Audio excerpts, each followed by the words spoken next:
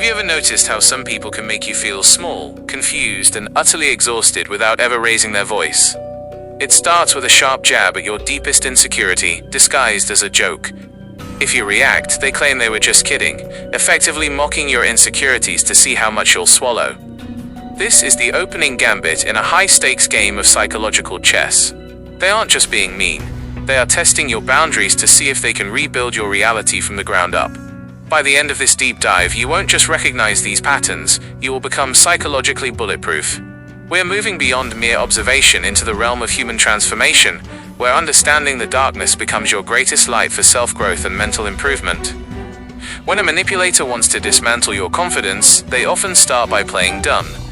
It is a calculated regression.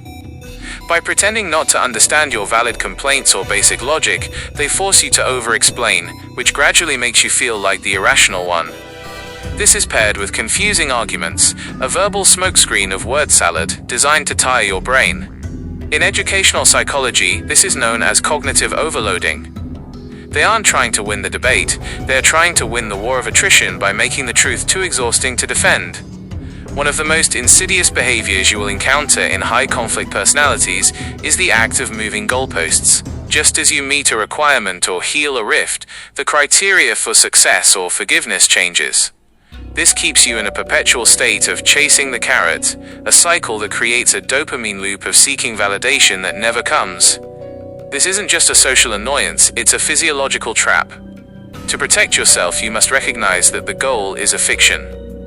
True self-improvement comes from setting your own internal metrics of worth, rather than sprinting toward a finish line that your opponent keeps moving further away. We are biologically wired to trust confidence.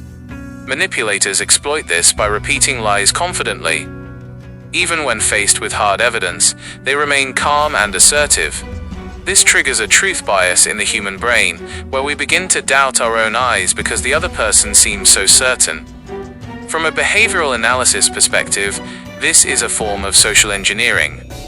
By understanding this, you shift from a victim of gaslighting to a student of human behavior.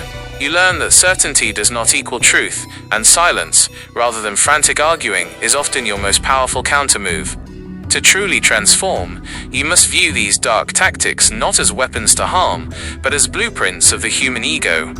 When you see someone using these tricks, you are seeing their own fragility on display.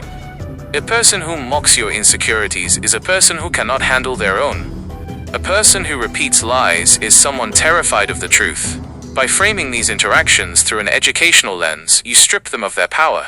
You move from being a participant in their drama to an observer of their pathology. This is the essence of mental improvement, the ability to remain centered while the storm of manipulation rages around you. The ending punch.